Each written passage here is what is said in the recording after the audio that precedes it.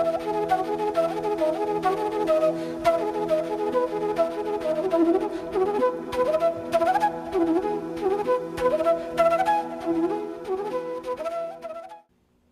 afternoon. You are watching EduSet lecture, and we are discussing Union Budget 2011-12.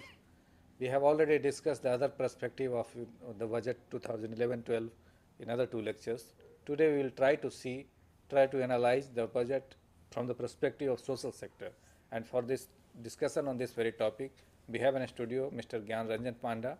He is a research officer in one of the Delhi-based think tank, and his keen interest in social sector and financing.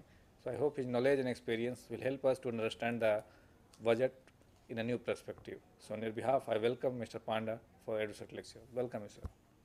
Good afternoon, friends. This is very important lecture in the perspective of understanding union budget from the perspective of social sectors, because as we know, most of the citizens, citizen of this country, they are poor and their their livelihood at stake, and they are not accessing quality based infrastructure, also like education, health, water sanitations, which are considered as essential services. So they are not accessing those things. So what is the union budget is going to offer or going to deliver certain promises by which they can have a decent living standard. So from this perspective, we will understand what is the current budget 2011 and 12 is going to offer for the social sector. Let's see. First, the sector is called as very important sector is called education. In this sector, there are various issues and concerns are involved. One of the concerns is that unfulfilled promises made by various government over the years to increase the public expenditure of education to 6% of GDP. This 6% GDP is a very historical demand, because in India most of the childrens, they are not accessing a kind of universal educations, in the sense that the education standard of this country are quite very in that sense to say very poor.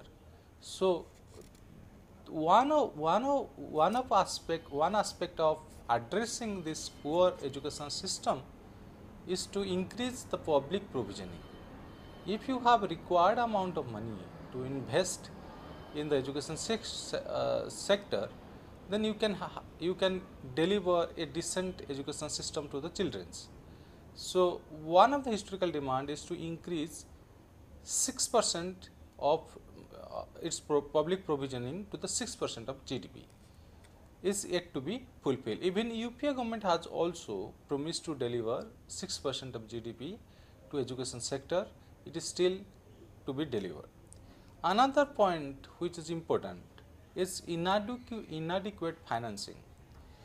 If Government of India has enacted a right to education bill, it has to have a quite decent financing system. But to implement right to education as an entitlement to all children, you need to have a adequate financing. What Government of India is thinking that it is going to implement right to education through existing Sarva Shiksha Abhijan. And when the Sarva Shiksha Abhijan is not fully adequately financed, how can you deliver on right to education? This is more important in the sense that the existing budgetary allocation for the elementary education is inadequate to provide free, compulsory and quality education for all children.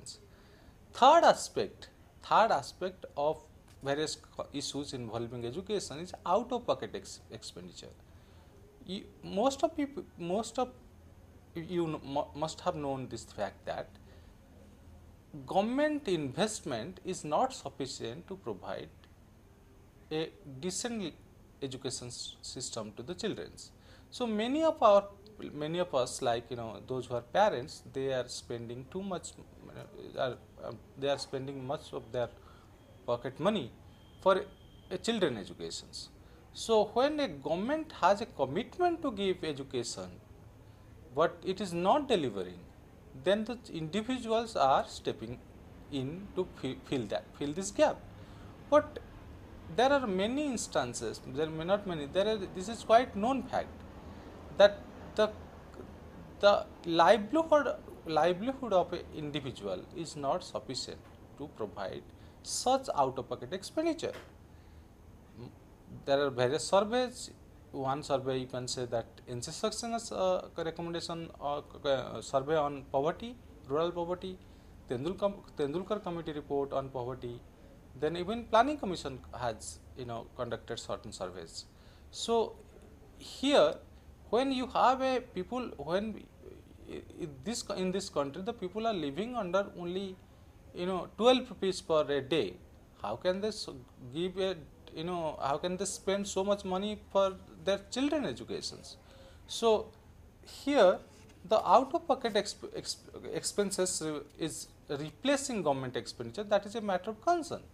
And as per NSS 64 round survey, which was conducted in 2008, the per capita out of expenditure by an average parents in this country, particularly with relating to the government school at elementary level, is rupees 1243, and for secondary and higher education the out of pocket expenditure is 2597 rupees. Is a kind of survey which is made by a national sample survey 64 round. Likewise, this is for the general population, it has no differentiations, and but particularly relating to the SC/ST and girls children's, the things are quite different. It's not quite improvement, but it's much of a more worse than expectation.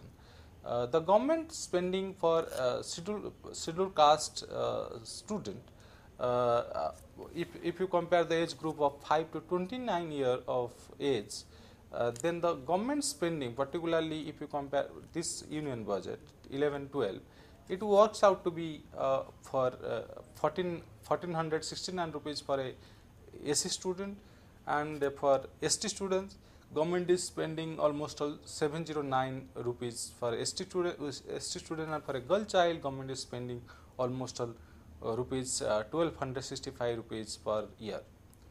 The another concern area, particularly to education sector, is kind of unit cost of specific components such as maintenance grants, then annual school grants and in-service training. They are quite poor. These are very essential component of education system, but your unit cost is so poor, so inadequate, is very low. So you cannot support, you cannot support the whole structure of educations.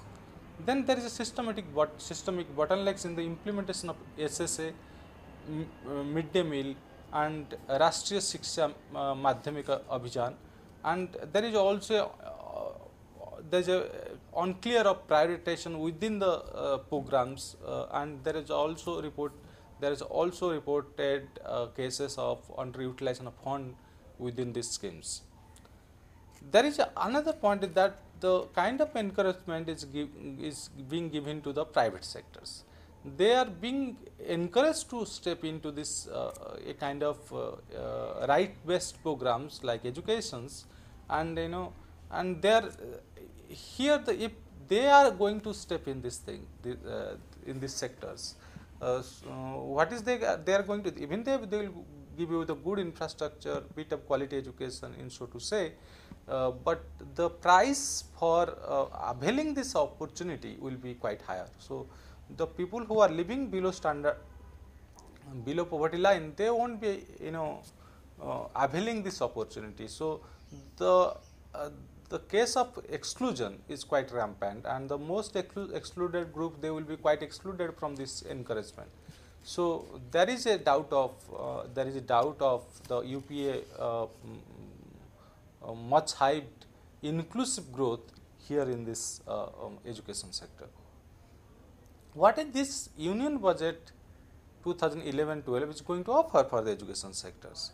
Union government total allocation for education 11-12 is still much beyond the expected, the committed financing, like 6% of GDP, still 0.71% of GDP in this union budget, which is slight better than last year, 0.69% of GDP. Union government spending on education as proportion of total budgetary outlays has increased marginally from 4.48% in 10-11 to 5.0% in 11-12. With just a 10.5% increase over total allocation in Sarva Shiksha Abhijana, the government has hardly addressed certain concern relating the financing of Right to Education Act. There is another important scheme which has been introduced this year, that is pre-matric scholarship for AC students. It's a quite a welcome step. So there are certain positives in this budget also, and but the total for the AC students under classes 9th to 10th, that for this scholarship it has got a bit of 196 crores rupees. And there is also the allocation has been also stepped up in Rashtriya Shiksha Madhyamika Shiksha Abhijana RSMA, which is a flagship scheme for promoting secondary educations. The outlay has been stepped up, and also there are certain increases in the outlay, including scheme providing quality education in madrasa, scheme for infrastructure development in minority institutions. These are important schemes for minority education, for information and communication technology in schools for promoting science-based education, scheme for construction and running of girls' hostels for students of secondary and higher secondary schools. There is also the outlays for national means cum merit scholarship has also been reduced this time. So last year it was 81 crores, and this year they have reduced to 54 crores. Take this table, have just a look at this table. The total expenditure on education in this country, if you put together the allocation of center and state, it has got increased over the years. It's a combined expenditure of center state on education, it has gone increased. And in 8-9, the budgetary estimate can be said is 1,90,000 crores total expenditure by center and state on educations. And total public expenditure as education as percent of GDP is 3.39% of GDP. And into the, if you see this table, you can see that in 2001 and 2001. The total combined expenditure as percent of GDP in 2001, it was 3.94%, but it has gone down substantial to 3.39%. Even in 2004-5, when UPA government started its journey, first UPA government, it was 3% of GDP. Now look at this table, two tables. One is union government spending on education as share of total union government budgets.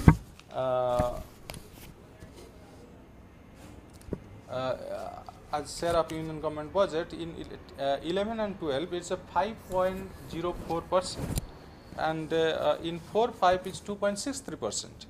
That means the UPA government has increased its budgetary allocation on education in the union budgets, that almost all two-folds. And in union government spending on education as share of GDP, if you compare with regard to as a share of GDP, it has not increased substantially. It just has increased 0.3% of GDP under UPA government, UPA 1 and UPA 2.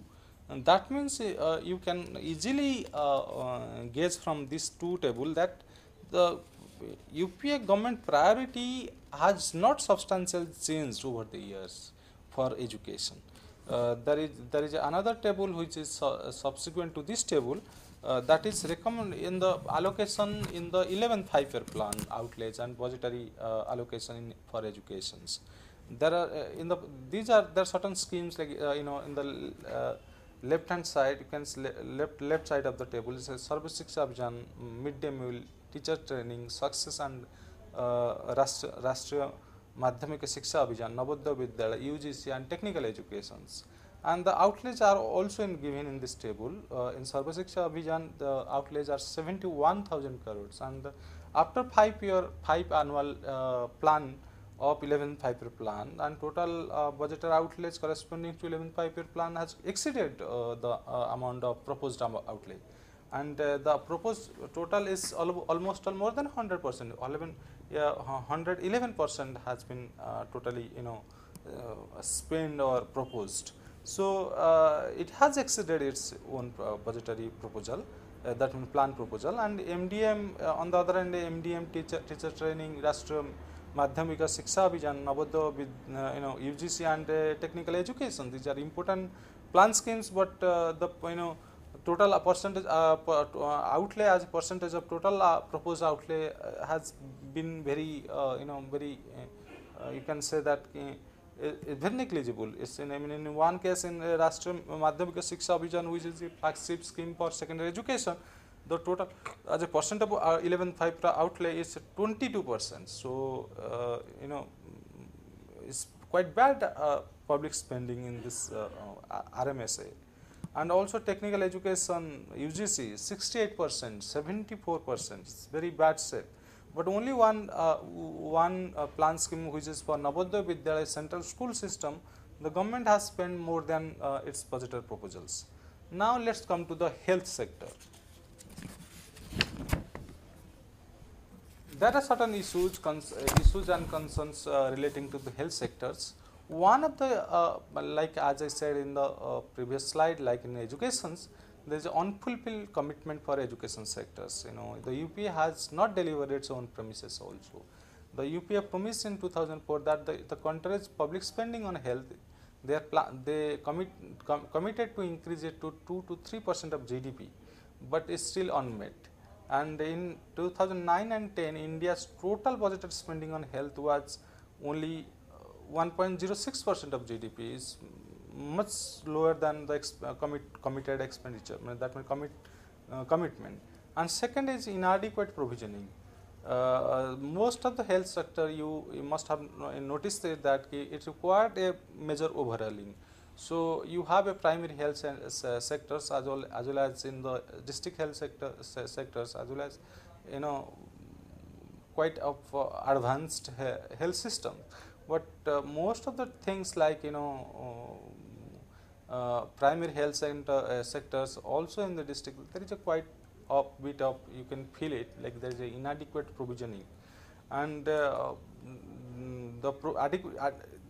is a demand for adequate provisioning for creating autonomous training institute in different regions. Dedicated staff should be appointed for vertical disease control program instead of solely relying upon the existing health workers. Then there is also important another concern is shortfall in rural health infrastructure. There is a 2001 census data, and that I am going to cite here. The deficit in rural health infrastructure comes out to be 20,534 sub-centers, and there is a deficit of 4,500 primary health centers and 2,135 community health CSC. There is a deficit in 2001. Another data which I am going to cite here is with regard to location. 54% of sub-centers, 86% of primary health center, and almost 90% of community health centers are located in government building. That means they don't have their own buildings. So this required a substantial increase of expenditure, public provisioning. So That means in one way you can say that the present provisioning provisioning for health is inadequate to meet the health infrastructures. The rest are, and apart from this datas, that means this figures, the rest are located either in rented building or rent free panchayat and volunteer society buildings. This data is comes from Rural Health Statistics Bulletin 2009. This health infrastructure deficit at grassroots level are also compounded by the problem of health infrastructure deficit in district level. As you know that district hospitals are important infrastructure at the district level health facilities. District hospitals are in a state of distress, and then this need a substantial improvement in infrastructure and other facilities. There is also a concern about regular supply of essential medicines of good quality in the primary public healthcare systems, and also there is a requirement of regulation of private sectors in the provisioning of health, providing healthcare services. As you know that in Delhi, even most of the metropolitan cities, there are attempt by most of the private player to appropriate the existing health system in India and misappropriate the existing health system in India, and they try to grab as much as space they can from the public sphere. So and they are also getting making profit from by giving kind of in the name of good health care, they are giving to charging much more money. So most of the common people, they will be unable to get these kinds of services. So there is a need for regulation of private sectors, and in most of the cases you can see those things that government is also giving some kind of tax concession, tax exemptions to these private players. So they have a certain duties to perform, but for the sake of profit they are not doing it. So government has obligation to regulate these private sectors. And there is also need to be attention need to be given to those health workers who are working in occupational areas, like silicosis in the country. Most of the there is a kind of occupational health.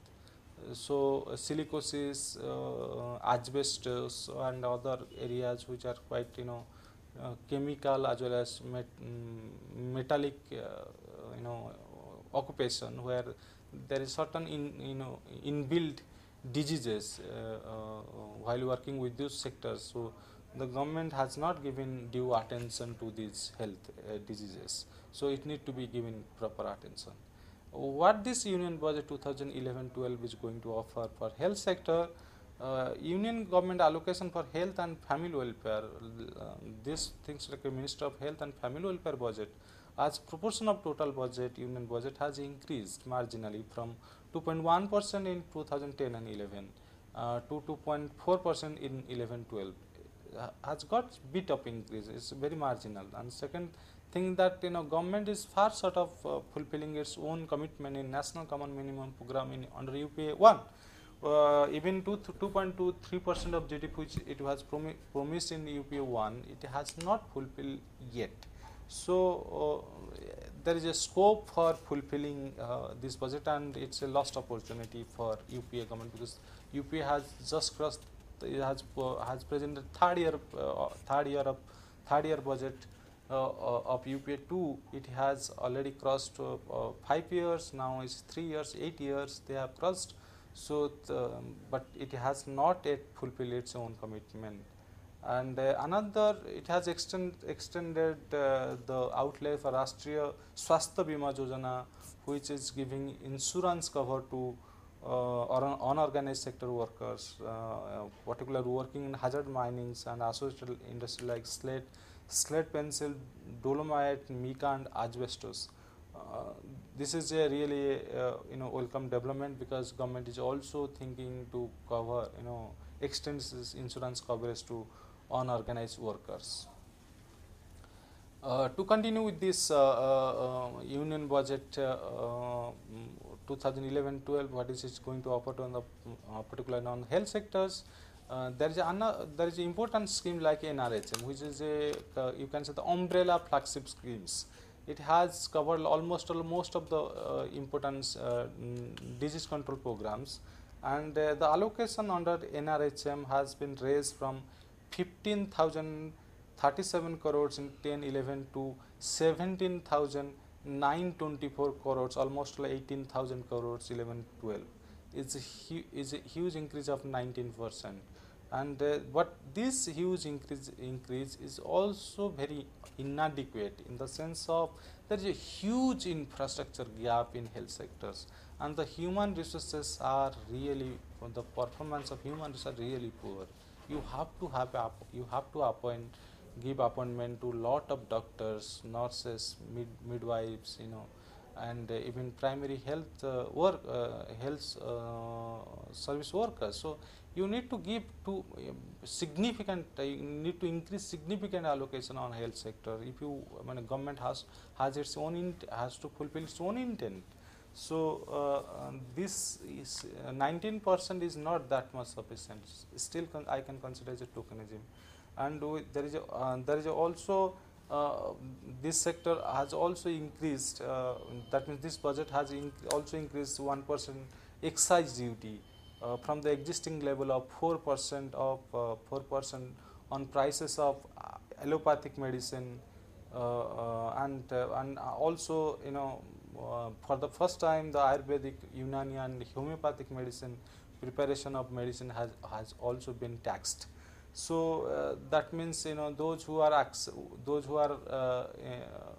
availing this easily available homeopathic medicines, and they are going to pay much more money for this availing these medicines.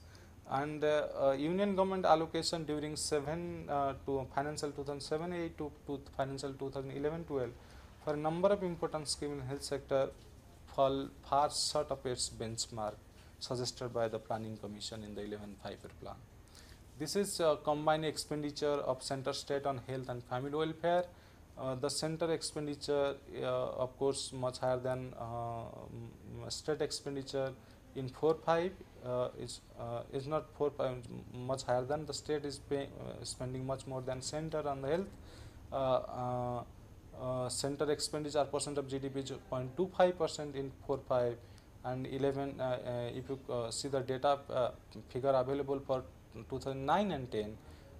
States are spending much more than center on health expenditure on health.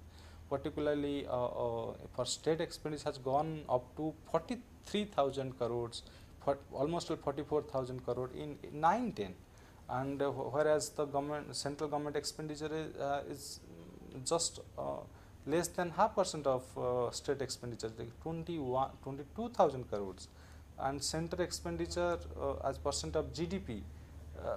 Just 0.33% in 9-10, and has gone down substantially to another point percent in 10-11 and 11-12 is 0.34%, and center total expenditure center plus state as percent of GDP is just 1% of GDP in 9-10. If you see the proposed outlay recommended by the Planning Commission for 11th Five-Year Plan on health, there are 3 important schemes we have given here in the data. In this table, there is a National Rural Health Missions. NRHM is a flagship scheme, is an umbrella flagship scheme, very important scheme from the perspective of health. And district hospital is really central sponsored schemes, and center is giving due importance to upgrade district hospitals. And then there is a important scheme from the perspective of increasing human resources for the health.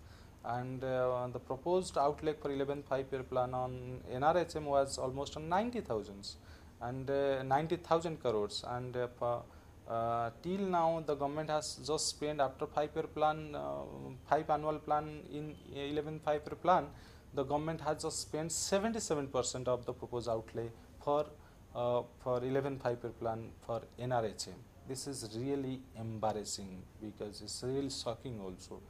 Government has not able to spend 100% within the whole five-year plan. It's a very significant program for the primary health and also secondary health.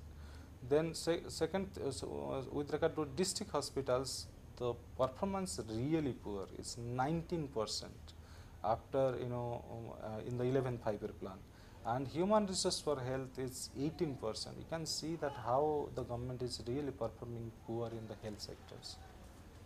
Here another important scheme which is called water sanitation. Whether the government is giving due importance to this water and sanitation facilities for poor, and this is really essential items, essential sectors, considered essential services.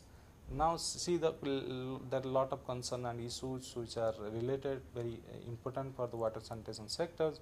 One of the important challenges is source sustainability for giving drinking water facilities for rural habitations, even urban habitations.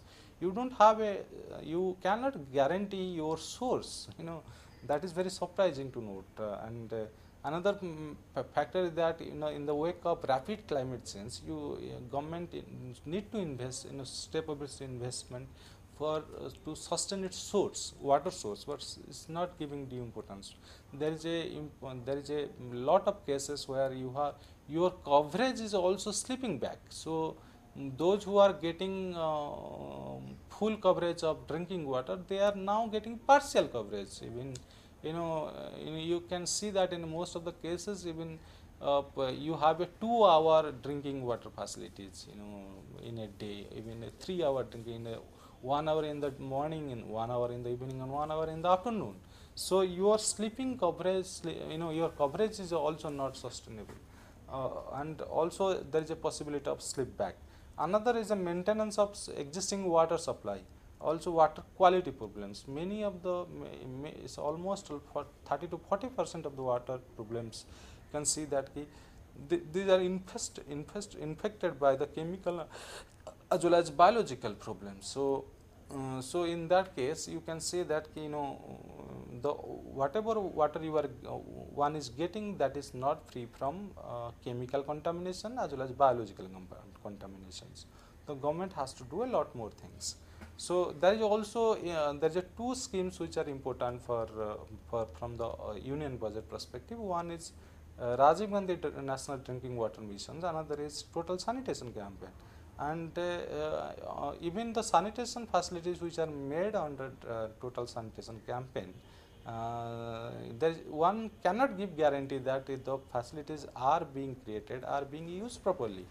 There is a problem of data. That means you cannot verify the data that the people who are getting the scheme on a sanitation structure under Total Sanitation Campaign are actually using it. So that's a matter of concern. Another is that quality of construction under Total Sanitation Campaign, material being used for this construction, and poor maintenance of these sanitation structures. And one can surprise to note from there is a lacuna in the guidelines also. That means most of the almost all the sanitation structure created under Total Sanitation Campaign are not properly equipped with the water facilities. So that means it's the people who will go to the toilet won't get water facilities in this structure. So this is a planning problem in the guideline, in the program, in the whole Total Sanitation Campaign programs. There is also challenges faced by the urban water supply and sanitation sector are unsustainable source of water. Then distribution losses in the urban water supply. There is a problem. There is a must to be done to treat the wastewater in the urban sector. There is also problem concerning solid waste management in the urban areas. Also role of private player in the sanitation and water facilities being provided. What is this Union budget 2011-12 is going to offer for water and sanitation. Union budget allocation for rural water supply have increased by small margins from 81,000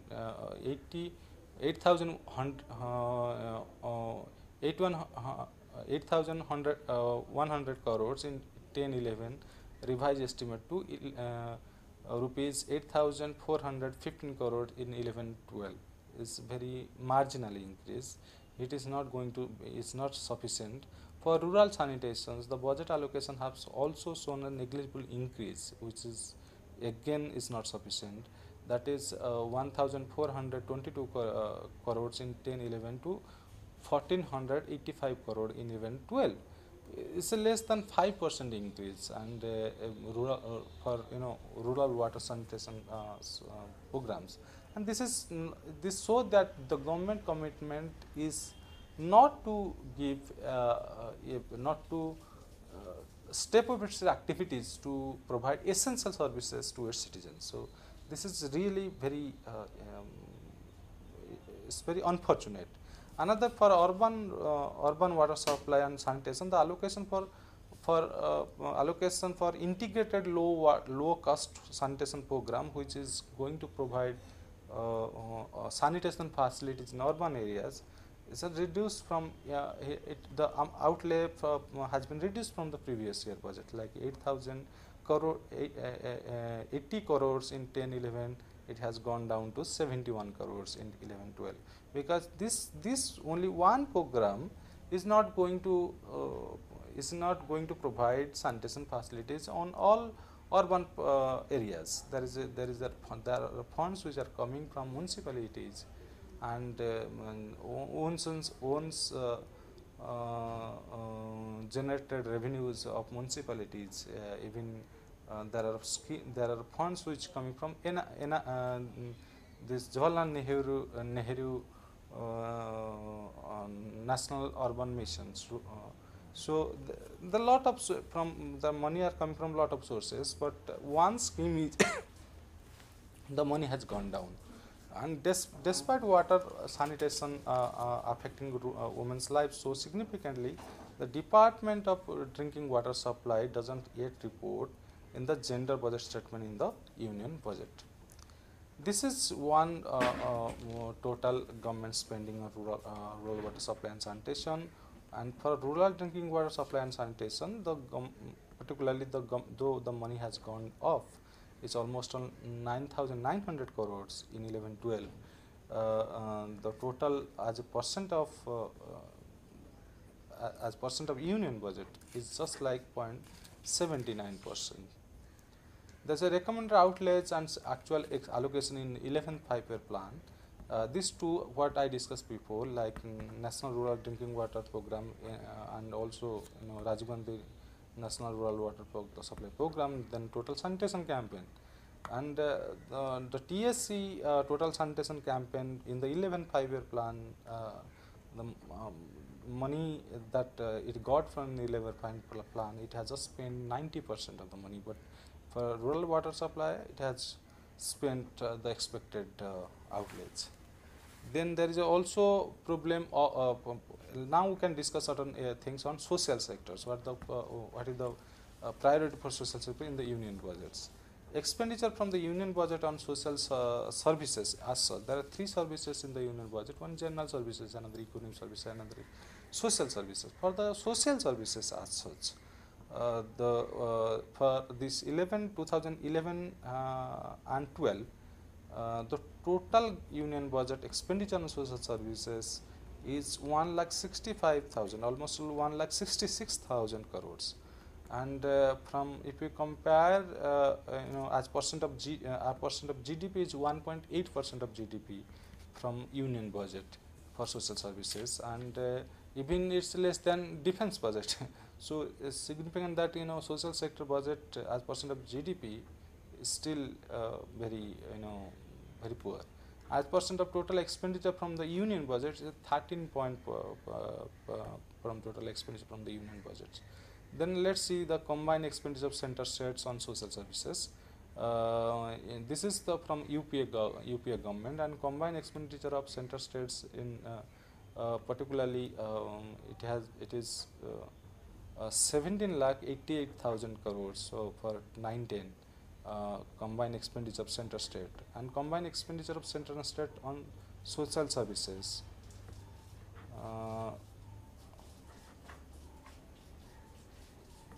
This also combined expenditure of center state particularly is 1 lakh 17 lakhs, and combined expenditure on center state on social services is 4 lakh 50,000 crores, and as percent of GDP total combined expenditure of center and state budget is 27% of GDP, and for social services combined center and state is comes around 6.9% of GDP. There are certain issues and concerns particularly for social sectors. In most of the cases, if you see, there is a massive underutilization of fund for the various schemes, and most of those spending are skewed towards last quarter of the financial year, and also there are a problem that fund being utilized across different component of schemes, and one example is from Chhattisgarh. Fund utilization in Sarva Shiksha Abhijan was high in civil works and textbooks, procuring textbook, teacher grants, school grant and maintenance grants, whereas it was low in teacher salary, BRC other than civil works, ID, EGS, teacher training, community training, innovative activities and management cost.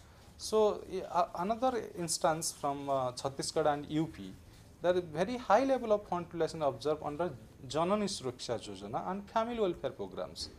These component of NRHM, these are two important components of NRHM that involve cash disbursement and have witnessed a high demand from all levels. So those who are those programs which are required for cash disbursement, you can find those components having high utilization of funds, which are not having a cash disbursement, there is a low utilization of fund on those components. There is also problems of skewed prioritization in spending across components. There is institutional and procedural bottleneck in fund flow and utilization of process. There is a deficiency in decentralized planning of programs. So there are cases where the bottom up planning planning has been envisaged, but most of the planning are not actually bottom up. So there is a plan being done at the central level. And there are a lack of capacity at the state level to train the district level officials, and lack of proper training and of staffs at district and sub-district officials. There are also tasks of translating physical intervention into financial requirement, always done very mechanically. Unit cost of various schemes are quite unrealistic. Finally, this is the last slides we are going into this lecture, and there is a lack of capacity at most level to appraise plans for being submitted by the lower level, and there are also problem of convergence among concerned administrative agencies in implementing programs, and as you know, most of the schemes they are facing acute shortage of human resources. If they don't have required human resources, they cannot implement a particular social sector schemes. With this program, I thank you so much. Okay, you talked about the rural sanitation and drinking water. What are the yardstick you follow? This much money have been allocated and spent, but the fact there are certain regions where we don't need such kind of the things. So the allocations, the idea behind allocation and how they do they calculate, and how to calculate the expenditure. This is an important problem area in while making policies in India. Like the kind of facilities like small states particularly, and also good performing states like Kerala and Tamil Nadu, they don't need that much money for rural water and sanitation facility, because the individual capacity to perform to deliver sanitation facilities, they they have their own things, but like the case of Bihar, Jharkhand, Chhattisgarh, they need to be given proper water supply and sanitation facilities. But particularly for these two schemes, there are guidelines, and the demands come from the district level, and the district level official, they actually make an assessment of the things and of the requirement, and the need assessment of the schemes, particularly for these two schemes like water supply and sanitation. That means once the district level official like DPRO, district Panchayat Raj officer, or even district engineering level ministry, that means department, they make a proper assessment for particularly for those who are under below poverty lines, and also for above poverty lines population. They make an assessment of the things and need, and accordingly they allocate this much money for that means for the particular projects. So, as you said, like they give it money to the on the basis of the DPRO, DPRO as the district demand Panchayat. from the centers, but DPRO write to the state government. For two schemes like this, the total sanitation camp, take the case of total sanitation campaign, the district Panchayat Raj officer, even district rural development agency, also district engineering department, they make a annual plan, and on the basis of annual plan they write to the central level. They also send their document of plan to the district, state, and state also make a proper assessment. Also states also send to the center. But there under this total sanitation campaign, the district official also send their report to, that means the plan programs, to the center to approve. So there is a two-way communication. State play very negligible role in this plan approval and funding requirement and disbursement. Given the new emphasis like inclusive growth, do you think that in coming years the social sector allocation will increase hugely? And as you said that in this budget that this was not as much as it was needed. For the UPA to accelerate the so much hyped inclusive growth, it has to step up its the social sector investment, and there's no way out. And if you won't give that much spending on fund requirement, fulfill the fund requirement for social sector, there is a huge social infrastructure deficit, rural infrastructure deficit, school, colleges, roads, and other things. So if you don't fulfill, then the already excluded groups, they will be excluded again. They won't come to the mainstream. So the so-called the inclusive growth, that won't be fulfilled. The growth will be for some sector, some segment of society. So what is the way out? So the way out for this for to accelerate inclusive growth is that to bring them to the mainstream. Give there is one way of saying it, that you simply this year budget there is talking about cash transfer. You cannot just give them money to enable them to buy services. You have to improve your public service delivery system. So for that you have to revamp the existing structure. But there are two kinds of opinion on this. One group suggests that this is a better one because this will directly enable the person who is receiving it, and it will also help in getting overcoming the corruption involved in business. Okay, there is two system. things of cash transfer. One is identification of target groups. You cannot give cash to everybody. You have to identify the target. That groups. is hidden in this because See, without one thing, the problem of target group is that the same cases of same number of familiar problems comes in. Like who will be in the target groups, identification of target, who actually the administrative cost and other kind of politics of targeting, that comes into picture. Second, how do you assess a particular the need need of a particular person. Their need may be not food, for some other thing, but most of the cases the requirement is for food, for essential health facilities and also educations, but they can spend this money for other things. So the money they are challenging when they will be getting, that may not be spent properly. So again the poverty of cycle of poverty will again you know again will be rolled down to, so the same poverty you will face.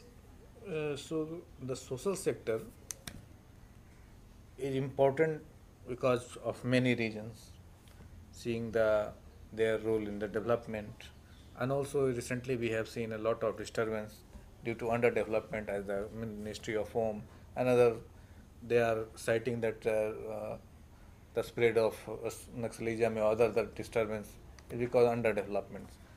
So social, we segregate make a separate, this is the health, budget for the health, education, etc., etc.